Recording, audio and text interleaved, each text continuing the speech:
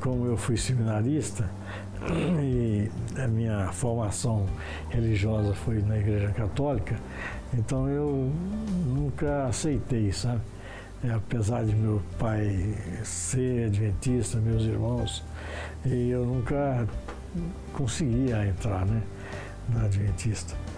Mas como eu casei com Maria e ela sempre foi evangélica, aí acabei acompanhando ela. Sempre que ela ia numa igreja eu ia e a gente acabou frequentando uma igreja que eu gostei, porque era uma igreja pequena em que a gente tinha oportunidade de falar, tinha oportunidade, né? E eu gosto de ser participante, não gosto de ficar só sentado no banco lá, escutando não, sabe? Eu gosto também de participar.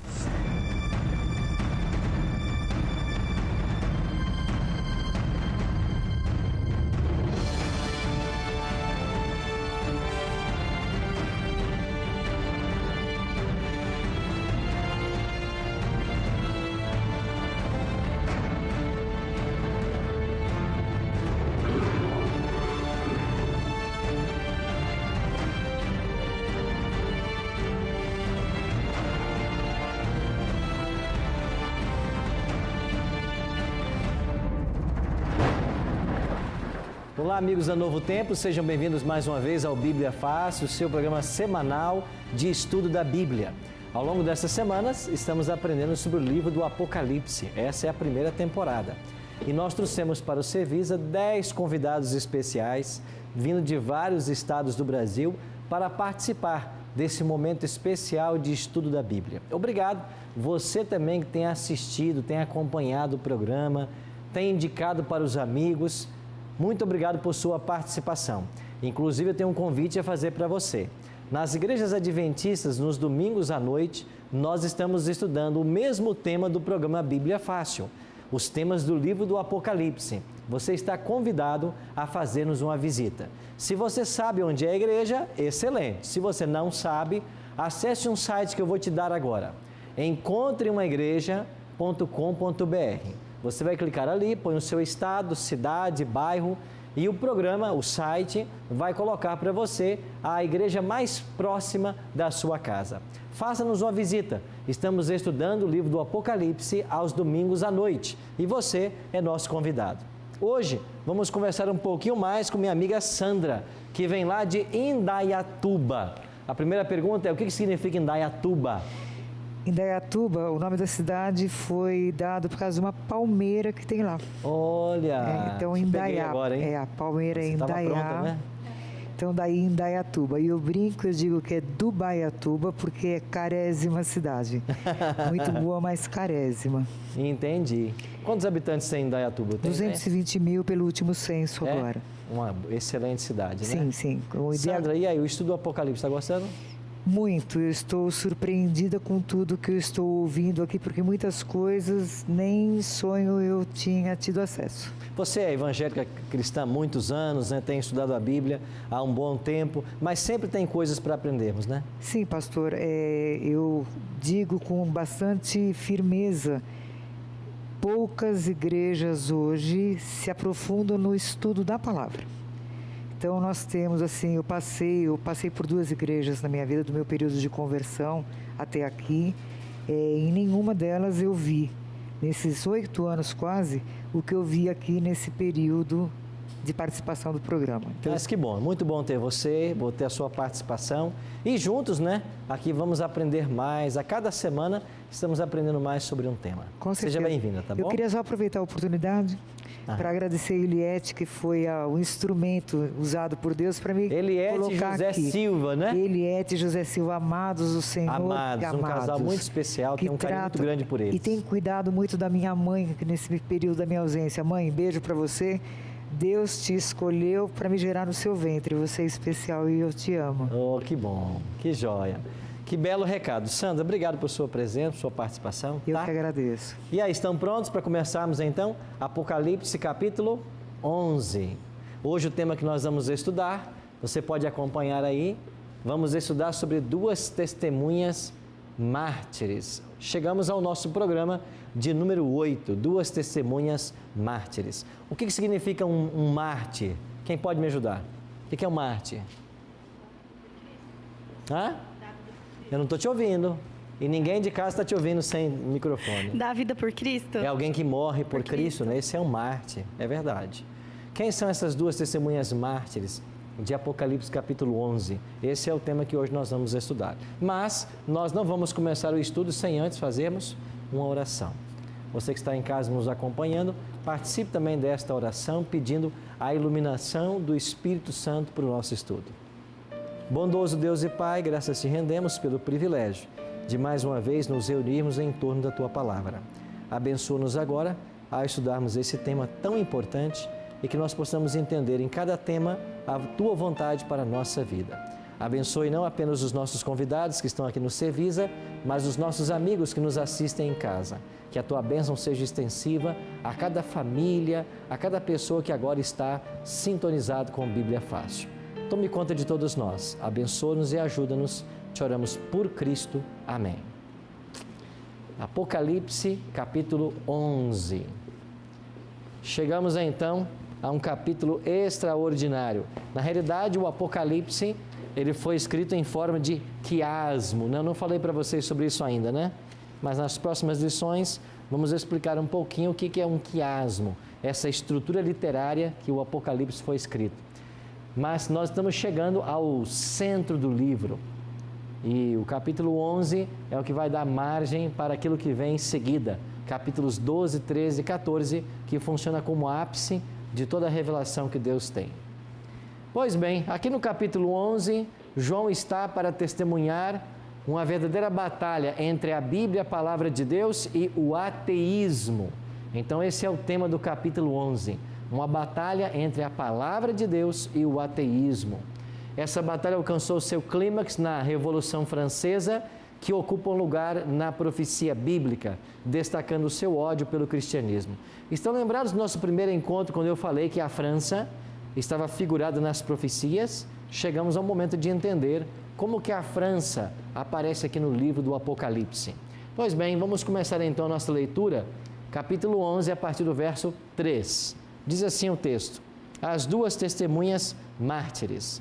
Verso 3, darei as minhas duas testemunhas que profetizem por 1260 dias vestidas de panos de saco.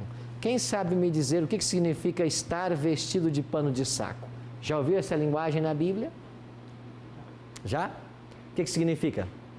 Pega o microfone aí e me ajude, quem pode me ajudar. O que significa estar vestida de pano de saco? Eu acredito que seja um estado de humilhação perante Deus. Um estado de humilhação, é verdade. Contrição, arrependimento. Então, estar vestido de pano de saco é esse indício. Lembra quando Jonas foi pregar a Nínive, na cidade de Nínive, e toda a cidade se converteu? Até o rei da cidade se vestiu assim, colocou cinzas na cabeça. No Antigo Testamento, esse era um ritual de arrependimento. Então, veja, de contrição. Agora, as duas testemunhas, elas estão contritas, diz o versículo 3, e elas estão profetizando por 1260 dias. Lembram desse período profético? Nós também já falamos dele aqui, 1260 dias. E a pergunta é, quem são essas duas testemunhas que estão profetizando? Nós chegamos a uma conclusão. Elas são a própria Bíblia, a Palavra de Deus, o Antigo e Novo Testamento. Os dois testamentos, estas são as testemunhas mártires. Lembra o que Jesus disse em São João 5,39? Examinais as Escrituras, porque julgais ter nelas a vida eterna, e são elas que testificam de mim. Testificar, testemunhar. Então, as duas testemunhas mártires é a Palavra de Deus que testifica a respeito do Cristo. E nós podemos compará-la então com o Antigo e o Novo Testamento. Se esta aplicação é verdadeira, como que nós podemos entender o fato delas estarem vestidas de pano de saco e o fato de profetizarem por 1260 dias? Este período profético, nós já vimos ele aqui. Olha o que diz Hebreus capítulo 4, verso 12. Porque a palavra de Deus é viva e eficaz e mais cortante do que qualquer espada de dois gumes e penetra até o ponto de dividir alma e espírito, juntas e medulas, é apta para discernir os pensamentos e propósitos do coração.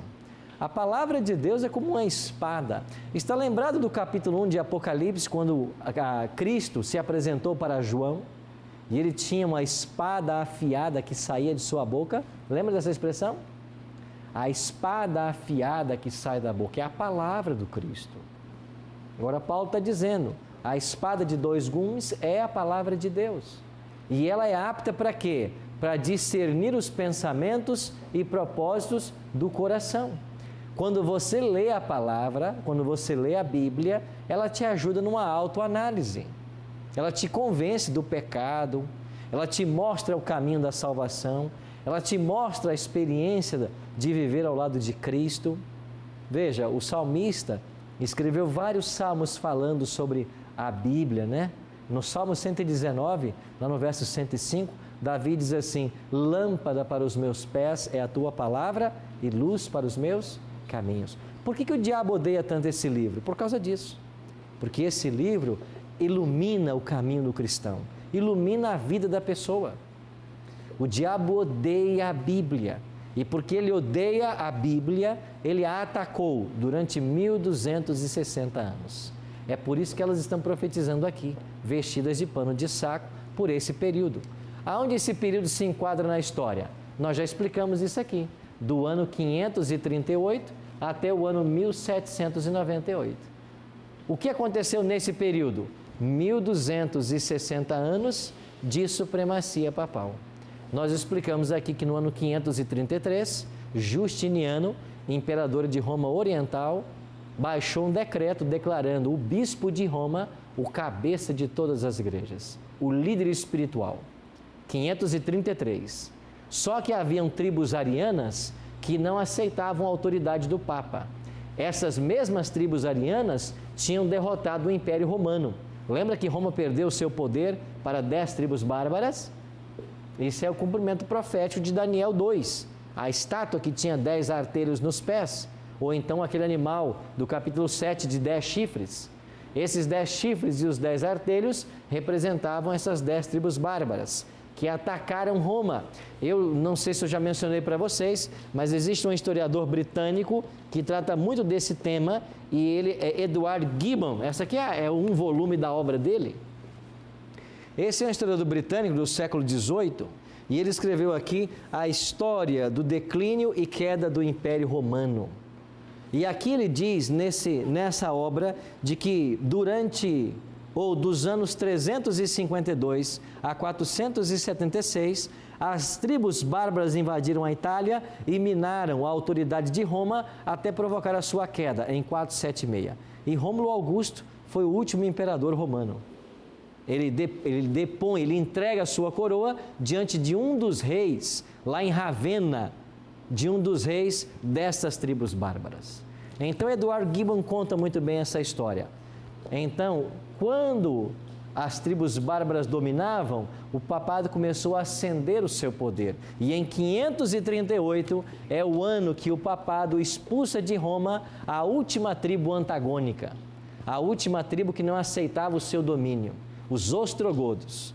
Quando os ostrogodos foram expulsos de Roma, o Papa teve agora acesso não apenas à igreja, mas ao Estado. Então nós temos aí a união do cristianismo com o império. E a partir desse momento, você vai ter 1260 anos em que os papas vão dominar. O que os papas fizeram na Idade Média? Eles tiraram a Bíblia do povo. Por que tiraram? Porque eles estavam ensinando um monte de tradições e dogmas que não são bíblicos.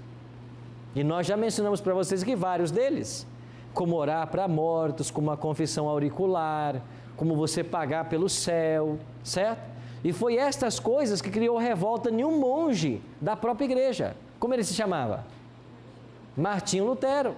E Martinho Lutero, então, não aceitava que a Bíblia fosse deixada de lado. E ele provocou, então, o que nós chamamos de Reforma Protestante. Então, veja, por 12 séculos, a Igreja Romana tirou a Bíblia das pessoas. Quando chegamos ao século XVI, e você tem Martinho Lutero, que era um sacerdote da igreja, foi ordenado sacerdote, qual é o primeiro contato de Martinho Lutero com a Bíblia? Foi lá no mosteiro. e ele encontrou uma Bíblia acorrentada a uma das celas. Era um instrumento rejeitado pela igreja. E aí havia ali um monge, nesse mesmo mosteiro, chamado Staupitz. E esse homem foi uma bênção na vida de Lutero, e ele presenteou Lutero com um exemplar da Bíblia. E a partir daí Lutero começou a estudar e a descobrir as verdades que esse livro contém. Mas por 12 séculos, a Bíblia foi oculta das pessoas. Mas mesmo assim, Deus teve o seu povo fiel, que de uma forma ou de outra mantiveram acesa a chama da verdade. Por exemplo, os valdenses. Sabe que eu fui à Itália visitar a terra dos valdenses? E eu visitei, eu não sei se coloquei uma foto aqui, aqui está uma das fotos, eu visitei uma das escolas dos valdenses. E quando eu cheguei numa dessa escola, lá no norte da Itália, é uma escola toda de pedra, e na sala de aula, no centro, tem uma mesa, e sobre a mesa está essa Bíblia. Esta Bíblia, nessa escola valdense, é um exemplo de que as escolas valdenses não deixaram de ensinar a Bíblia, mas por causa disso, eles foram perseguidos e mortos. E para ser um pastor valdense, o jovem tinha que passar aí nessa escola. Eles chamavam as escolas de Dei Barba, escola dos pastores. Então o jovem tinha que passar aí 4 invernos. E nesses invernos, um inverno rigoroso do norte da Itália e sul da França, o que é que eles estudavam? 2 conteúdos, a Bíblia e a natureza. E é através do estudo da natureza e da Bíblia que eles se preparavam para ser pastores valdenses. Os valdenses tiveram a tradução da Bíblia para o vernáculo, para a sua língua, muito antes que o Wycliffe traduzisse a primeira versão para o inglês, ou Lutero para o alemão. Eles já tinham a Bíblia na sua língua. Eles traduziram. Pois bem, ao longo dessa história da Idade Média, a palavra de Deus foi perseguida, mas Deus teve um povo que a manteve viva. Agora olha o que diz o verso 6, falando sobre a palavra de Deus ainda, as 2 testemunhas. Elas têm autoridade para fechar o céu, para que não chova durante os dias em que profetizarem. Têm autoridade também sobre as águas, para convertê-las em sangue, bem como para ferir a terra com toda a sorte de flagelos, tantas vezes quantas quiserem. Você está lembrado de algum fato da história bíblica em que as águas se converteram em sangue? Maria, me ajuda aí. Aonde foi esse evento? As pragas do Egito. Não teve uma delas que aconteceu isso? Exatamente. As águas Se transformaram em sangue. Não foi pela palavra de Deus que isso aconteceu? Exatamente. Deus falou para Moisés, e Moisés foi lá e falou para Faraó, ele não libertou o povo, veio a praga. Exatamente. Não foi a palavra de Deus que mandou que as águas virassem sangue? Exatamente. Onde é que você se lembra de um outro evento em que a terra foi ferida com flagelos, com pragas? No próprio Egito. Lembra que vieram primeiro as rãs, depois vieram os gafanhotos, pragas sobre a terra. E essas pragas aconteceram porque a boca do Senhor havia dito. Então a palavra de Deus tem poder de fazer isso. É o que Apocalipse está dizendo. Agora olha para o verso 7. Quando tiverem então concluído o testemunho que devem dar, primeiro falou que elas profetizariam por quanto tempo? 1260 anos, certo? Agora o verso 7 está dizendo, quando elas tiverem concluído o testemunho, ou seja, passado esse período, terminou os 1260 anos, quando elas tiverem concluído, a besta que surge do abismo pelejará contra elas e as vencerá e as matará, e o seu cadáver ficará estirado na praça da grande cidade, que espiritualmente se chama Sodoma e Egito, onde também o seu Senhor foi crucificado. Você está acompanhando em casa? Entendeu o verso? Tem coisas no Apocalipse que não são fáceis de entender, mas nós já explicamos aqui que a Bíblia interpreta-se a si mesma. Por isso nós temos que buscar na própria Bíblia entender os detalhes que aqui está sendo dito. O primeiro detalhe aqui é o seguinte: quando tiver concluído o testemunho que deve dar. E no verso anterior já foi dito que o testemunho seria por 1260 anos. Qual foi o ano que terminou os 1260 anos?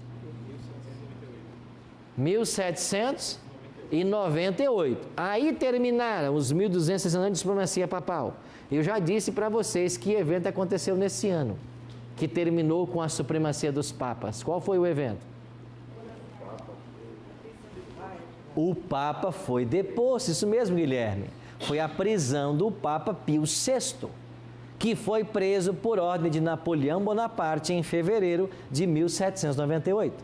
Ou seja, o Apocalipse está dizendo, concluído o testemunho que devem dar, pós 1798, porque aí terminou os 1260 anos que elas estariam profetizando, a besta que surge do abismo pelejará contra ela, as vencerá e as matará. Quem é a besta que surge do abismo? Quem você acha que é o que odeia a palavra de Deus, que quer destruí-la? O próprio Satanás. A besta que surge do abismo é o próprio Satanás. Agora, o diabo não vai vir aqui na terra, pegar uma Bíblia uma por uma e destruí-la. Ele vai usar quem? Instrumentalidades humanas. Ele vai usar gente. Ele vai usar algum homem para cumprir os propósitos dele. Então, quem o diabo usou para matar a palavra de Deus, para destruí-la? E aqui está dizendo que ela ficará estirada na praça da grande cidade, que espiritualmente se chama Sodoma e Egito. Por que aqui aparece a expressão Sodoma e Egito, onde também o seu Senhor foi crucificado? Aonde Cristo foi crucificado? Jerusalém. Não foi em Sodoma, não foi no Egito. Então, o que esse verso está querendo dizer? Ele está querendo dizer o seguinte: Sodoma foi uma cidade conhecida por sua licenciosidade. Estão lembrados de Sodoma? Qual era o problema de Sodoma? As pessoas eram promíscuas, tão promíscuas que quando Ló recebeu 2 anjos em sua casa, os homens da cidade vieram atrás desses 2 anjos, querendo ter relações sexuais com eles. Eu não estou te ouvindo, e ninguém que está em casa está te ouvindo também, Sam. Foi nesse episódio que Ló ofereceu as filhas. E quem eram as filhas de Ló? Diz a Bíblia que elas eram o quê ainda? Virgens. Está lembrada? Isso. Aí Ló disse assim: vocês querem ter relações com os convidados meus? Eles não sabiam que eram anjos, né? Sim. Eram 2 homens. Sim. E Ló disse: eu vou dar para vocês as minhas 2 filhas virgens. O que eles disseram? Não queremos as filhas virgens, não. O queremos intuito os era poupar os queremos anjos, os homens que entraram. Já pensou que absurdo? Sodoma era tão imoral que Deus teve que destruí-la. Então, Sodoma era uma cidade caracterizada pela licenciosidade. E o Egito? O Egito foi a nação do mundo que mais se opôs a Deus. Está lembrado, Maria, que você mencionou sobre as pragas? Por que é que Deus foi derramando praga após praga até que entraram 10? Porque o povo resistia, o povo duvidava da existência de Deus. O faraó dizia: quem é o seu Deus que vai vir aqui me atrapalhar? Então, o Egito não aceitava a existência de Deus. Sodoma era licenciosa. E estas 2 cidades estão sendo usadas agora como uma figura para uma outra cidade. Que cidade? A França. Nós iremos para o intervalo e assim que voltarmos vamos compreender melhor um pouquinho essa conexão entre essas 2 cidades e a cidade e o país da França. Já estaremos de volta.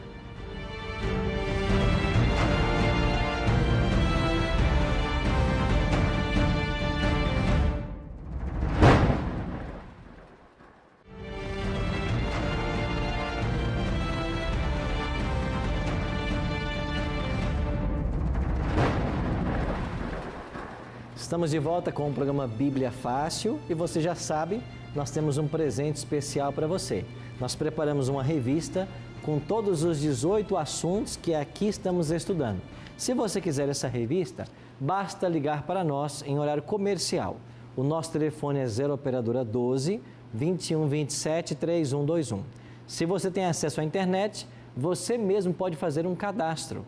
O nosso endereço é novotempo.com/Bíblia Fácil.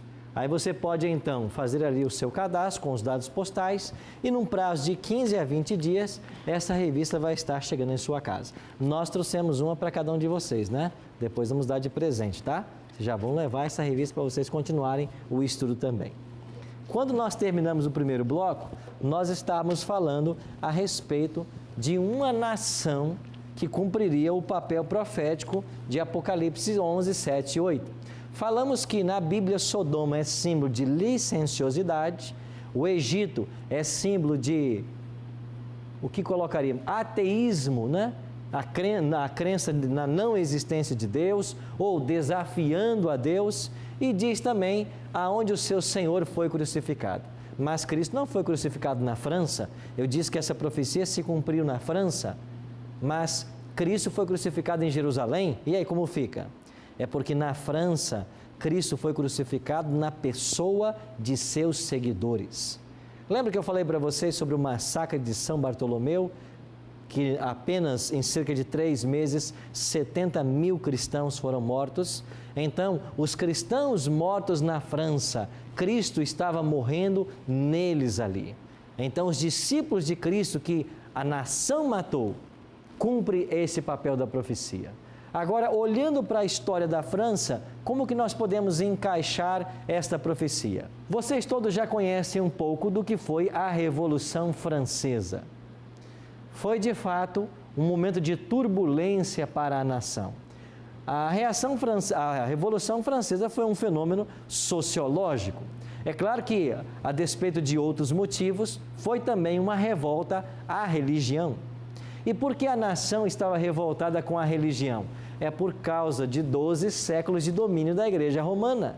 E nesses 12 séculos não houve progresso algum no saber, na ciência, na cultura. Foi uma paralisia geral.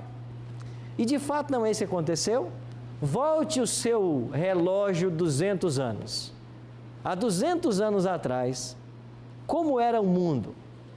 Nós não tínhamos energia elétrica, nós não tínhamos telefone, nós não tínhamos carros. Como viviam as pessoas?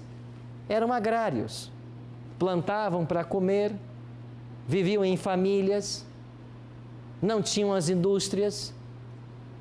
Há 200 anos o mundo era assim. Isso quer dizer que o mundo de 200 anos não era muito diferente do mundo de Cristo. Ou seja, quando a igreja começou a dominar pelos 12 séculos, não houve progresso algum. E foi contra isso também que os franceses se revoltaram. Esse estado de letargia que se apoderou, porque tudo era pecado. O que acontecia com os cientistas na época da supremacia papal, da época da Inquisição? Cada descoberta científica que contrariava o que a igreja queria ensinar, as pessoas iam parar na forca e eram mortas, perseguidas. Então, isso foi um pouco da revolta da nação francesa, e até aqui entendemos com razão. Mas, ao mesmo tempo que eles tentaram modificar esse quadro, tirar o centro, o poder da religião, eles partiram para um outro extremo. Eles declararam a não existência de Deus. Eles saíram de um extremo para um outro extremo. Você se lembra que quando a Assembleia Francesa declarou que não havia Deus, eles precisavam de um objeto para voltar suas atenções.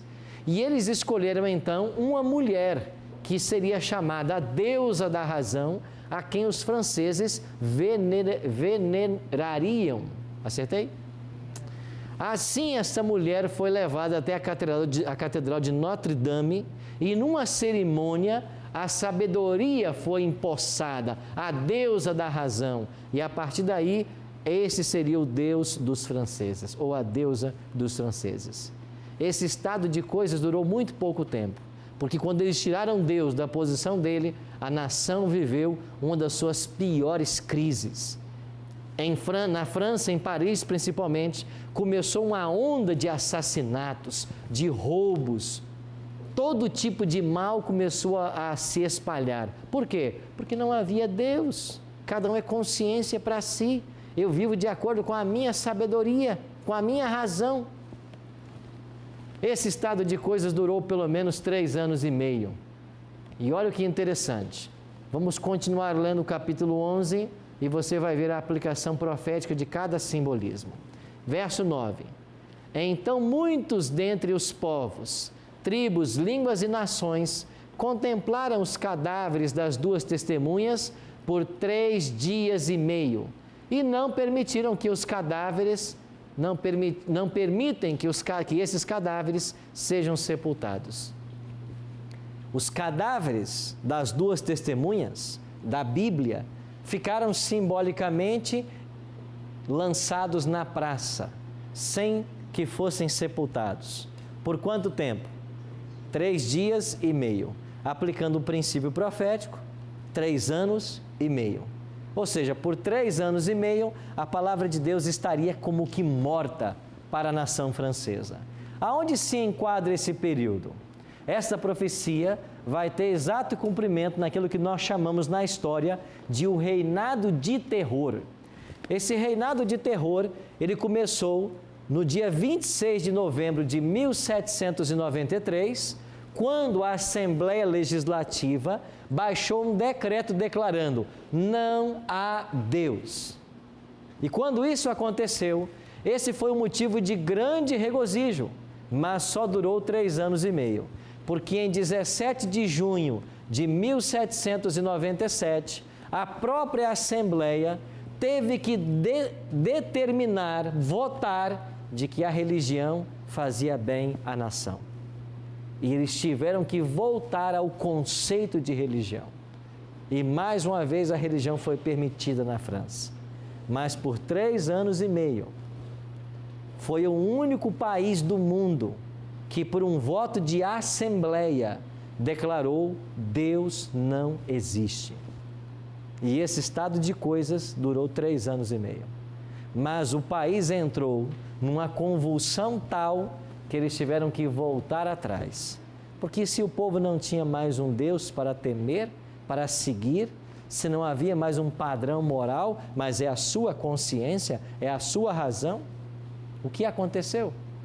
Cada um viveu como bem quis e a nação esteve ameaçada de destruição. Nesse contexto, a religião voltou ao cenário e a palavra de Deus, então, como que tivesse ressuscitado. Olha o que diz o verso seguinte aí do capítulo 11. Bom, primeiro, quais foram as ações da França contra a palavra de Deus? Primeiro, os exemplares da Bíblia existentes foram queimados e ela foi abolida na França e considerada morta, cumprindo a profecia de Apocalipse 11. Segundo ponto, todas as igrejas foram fechadas e proibiu-se a adoração de Deus por decreto da Assembleia, que era o corpo legislativo da França. Terceiro, decidiram que a semana seria de 10 dias, não mais 7. E o dia de descanso foi abandonado e em seu lugar se consagrava um dia em cada 10 para orgia e blasfêmia. Lembra de Sodoma? Lembra do Egito? Isso aqui é voto de assembleia. Era como se o Senado brasileiro e a Câmara de Deputados baixasse um decreto-lei dizendo: Deus não existe e nós vamos fazer isso com a Bíblia e com a religião. É o que eles fizeram. Negou-se abertamente a existência de Deus. Uma mulher imoral foi nomeada a deusa da razão e as pessoas deveriam adorá-la. Foi essa procissão até a Catedral de Notre Dame. Ficou proibido todo tipo de culto religioso. Essas foram ações da Assembleia Legislativa. Mas a profecia diz que esse estado de coisas mudaria. O verso 11 diz: depois de 3 dias e meio, um espírito de vida vindo da parte de Deus neles penetrou, e eles se ergueram sobre os pés, e aqueles que os viram sobreveio grande medo. As 2 testemunhas que estavam mortas, estiradas na praça, sem poder serem sepultadas, elas agora ressuscitam. O que é esse ressuscitar? É o fim dos 3 anos e meio de negação da existência de Deus e perseguição à Bíblia. O que aconteceu em seguida a esse período? Versículo 12. As 2 testemunhas ouviram grande voz vinda do céu, dizendo-lhes: subi para aqui. E subiram ao céu numa nuvem, e os seus inimigos as contemplaram. Naquela hora houve grande terremoto, e ruiu a 10ª parte da cidade, e morreram nesse terremoto 7.000 pessoas, ao passo que outras ficaram sobremodo aterrorizadas e deram glória ao Deus do céu. 7.000 é um número que se calcula de mártires que foram feitos nesse período de 3 anos e meio. Mas, terminado esse período, a palavra de Deus, as testemunhas, elas são elevadas aos céus. O que significa ser a Bíblia elevada aos céus? A sua divulgação através das sociedades bíblicas. E uma vez que em 1797 foi revogada novamente essa ideia da não existência de Deus, a religião voltou a ser praticada e a Bíblia voltou a ser difundida. Poucos anos depois, em 1804, nós vamos ter a primeira sociedade bíblica sendo organizada. Esta foi a Sociedade Britânica. E em 1806, a Sociedade Bíblica Americana. Agora, olha que dado interessante. Até o ano 1804, quando não havia nenhuma sociedade bíblica organizada, nós tínhamos a Bíblia distribuída em 15 línguas. Veja, eu estou falando de 200 anos atrás.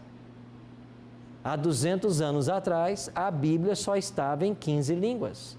Mas quando começou o movimento de expansão das sociedades bíblicas, inclusive nós temos a nossa brasileira, essa Bíblia é produzida por essa Sociedade Bíblica do Brasil. O que aconteceu?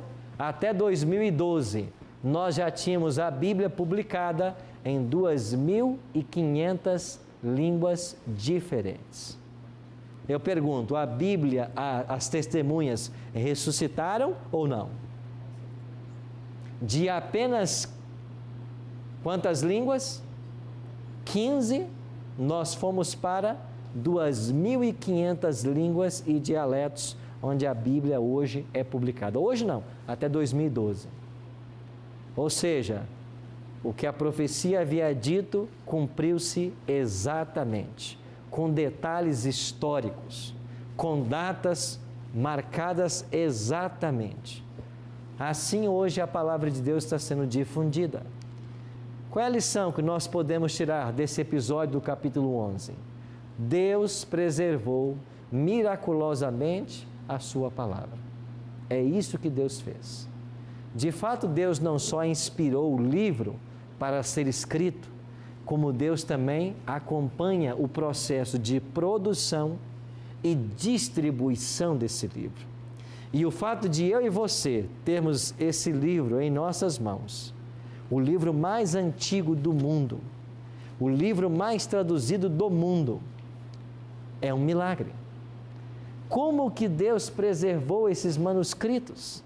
E qualquer obra antiga que você tenha hoje, quando você vai em busca dos manuscritos originais da obra, você vai encontrar poucos manuscritos. Mas a Bíblia tem cerca de 25.000 manuscritos espalhados no mundo inteiro. São cópias de cópias de cópias. Mas Deus preservou a sua palavra para que nós pudéssemos tê-la e conhecer a vontade dele. Por isso, ao terminarmos o programa de hoje sobre as 2 testemunhas, eu fico me perguntando: o que mudou do passado para hoje? O que é que mudou? Não, pastor, nós não vivemos mais como no passado, quando por 12 séculos a Bíblia foi tomada do povo. É verdade que a palavra não está sendo tomada do povo, mas sabe que nós hoje estamos vendo um problema muito semelhante? Porque no passado as pessoas não tinham conhecimento porque não tinham a Bíblia. Hoje nós temos Bíblia em abundância, mas ainda falta o conhecimento. E por que falta o conhecimento? Porque os cristãos modernos estão satisfeitos com a superficialidade da Bíblia. O diabo está tendo o mesmo sucesso que no passado. Para ter sucesso no passado, ele perseguiu as pessoas e tomou as Bíblias, queimou as Bíblias. Mas hoje não, ele mudou de estratégia. As Bíblias estão sendo difundidas, publicadas, mas ele tem cegado o entendimento do povo. Ele tem mantido o povo na ignorância. Ele tem mantido o povo sem conhecer nada. E você que me assiste em casa, quanto você conhece desse livro? Outro dia eu mencionei aqui num programa, muitos de nós vamos para as igrejas todos os cultos, às vezes todos os dias da semana, entramos na igreja, fazemos um monte de coisa, menos estudar a Bíblia. E quando voltamos para casa, nós voltamos tão vazios quanto fomos. E por causa dessa superficialidade da Bíblia, porque as igrejas não estão estudando esse livro, é que o erro prospera. É que tem igreja surgindo em qualquer fundo de quintal, ensinando coisas que não estão na Bíblia. É por causa da superficialidade da Bíblia que a religião hoje virou um meio de comércio. E as pessoas estão abrindo igrejas para ganhar dinheiro. Você acredita que outro dia eu abri um jornal e eu encontrei o anúncio de uma igreja? E alguém dizia no anúncio, vendo uma igreja com 60 membros. É isso que está acontecendo. Os pastores estão negociando as igrejas, porque eles estão mantendo o povo na ignorância. Por quê? Porque enquanto o povo está ignorante, aceitará o que eles querem. Você tem estudado esse livro? Ou você segue apenas o seu pastor?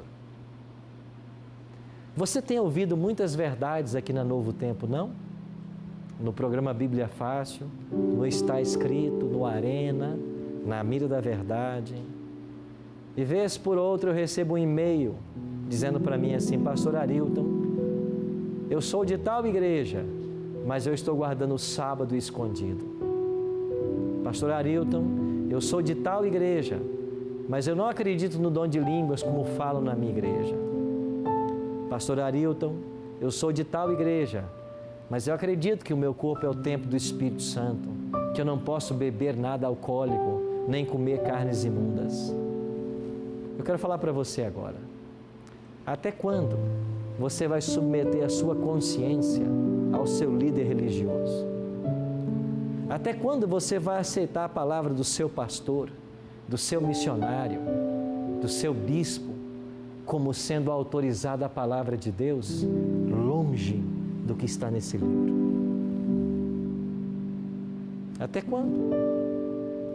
Até quando você vai ficar indo para uma igreja e por respeito à liderança e amor, que nós devemos, claro, ter, você vai ficar acreditando no que estão ensinando sem usar um único texto para provar? E sabe qual é a estratégia do diabo, viu, Priscila? É manter as pessoas na ignorância. É cercar as pessoas de fanatismo. É inventar certas coisas que são pecado. E enquanto as pessoas estão amarradas nessas tradições de que não pode isso, não pode aquilo, a doutrina pura não é pregada. Eu sei da sua história, Sandra. Quantas igrejas você já foi em busca da verdade? E você mesmo me contou que se depara com pastores que são mercenários, que só pensam no dinheiro, onde o membro é avaliado pelo dízimo que ele devolve. É assim na sua igreja? Se você é rico, tem auxílio do pastor, tem visita, tem atendimento pastoral. Se você é pobre, ele nem olha para você. É assim na sua igreja? Você já se deu conta que você parece uma moeda de troca? Você é um cifrão dentro da igreja? Meu amigo, eu quero convidar você a sair de Babilônia. Saia dessa igreja que não ensina a Bíblia. Saia dessa liderança que só fica ensinando coisas que não estão na Bíblia. Saia dessa igreja onde você entra todo culto e existe uma balbúrdia, uma gritaria, e a palavra de Deus permanece fechada. Saia dessa igreja onde todo dia tem demônio, tem exorcismo, a vida inteira esses demônios não são expulsos. Cadê o poder dessa igreja? Todo dia tem demônio nela, cadê o poder dessa igreja? Saia disso, porque enquanto as pessoas estão brincando com o diabo, ou melhor, o diabo brincando com elas, a palavra de Deus permanece fechada. Saia desses movimentos que só ficam pedindo dinheiro para você, dessas campanhas de fogueira santa, desses movimentos que você tem que dar e dar e dar, e os donos da igreja estão milionários e você na miséria. Saia dessa igreja, saia de Babilônia. A pergunta para você é: até quando você vai resistir ao chamado de Deus na sua vida? Eu queria que vocês acompanhassem o último texto do nosso estudo de hoje, o Evangelho de São João, no capítulo 10 e o verso 16. Maravilhosas palavras do Senhor Jesus Cristo. Ele diz assim, em João 10,16: ainda tenho outras ovelhas, não deste aprisco. A mim me convém conduzi-las, e elas ouvirão a minha voz. Então haverá um rebanho e um pastor. Cristo fez uma promessa aqui: eu tenho ovelhas que não estão no meu rebanho, a mim convém conduzi-las. Jesus está conduzindo a nossa experiência, a nossa história. Ele pelo menos quer conduzir. São ovelhas que não estão ainda no rebanho dele.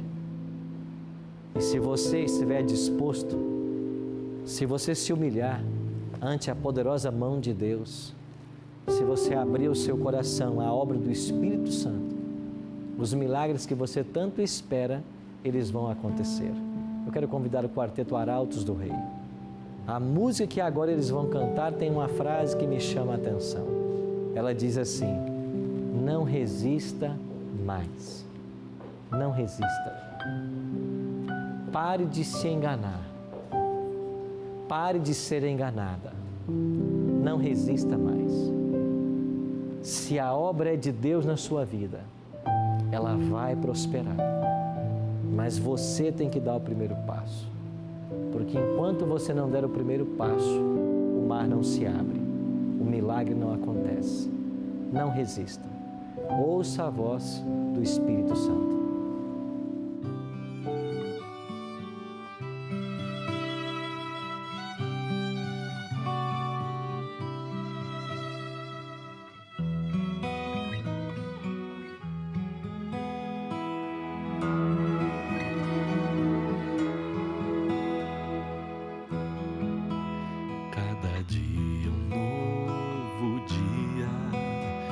Você recomeçar e buscar de coração o Senhor,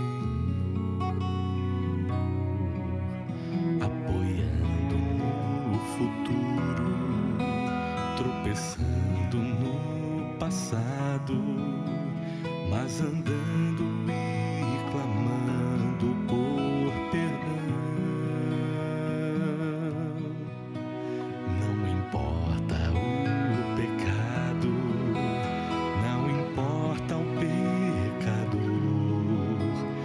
Se aceita se você permitir. Se o Espírito falar, deixa a salvação entrar. É agora, não há tempo, tome a cruz. Não resista mais, se entregue ao Pai. Hoje é dia de decisão. Não rejeite a luz, se liberte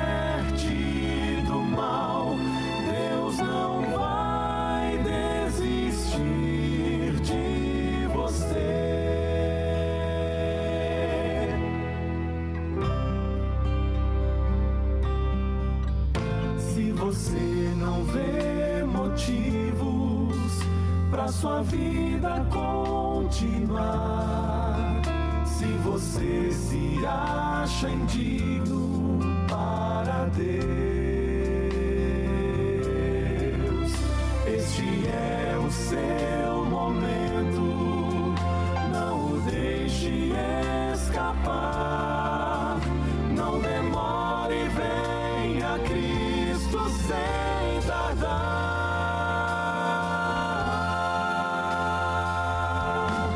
Não resista mais, se entregue ao Pai.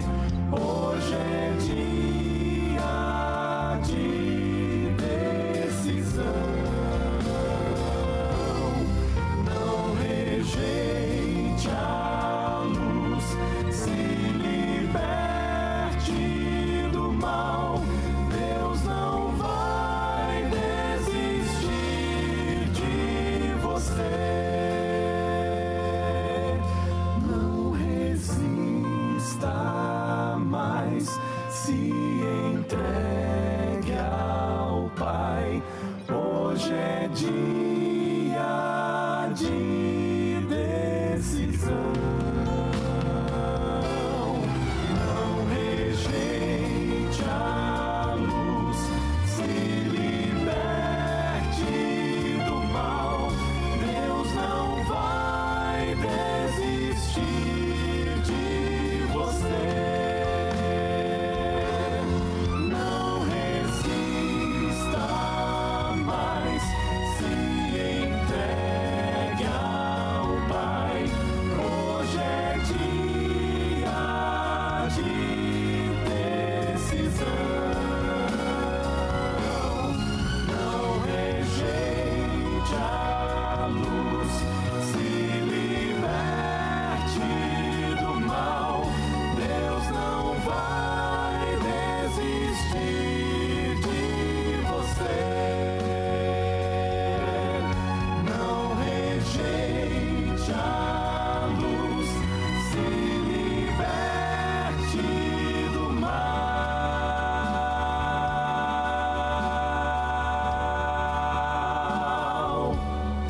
Deus não vai desistir de você.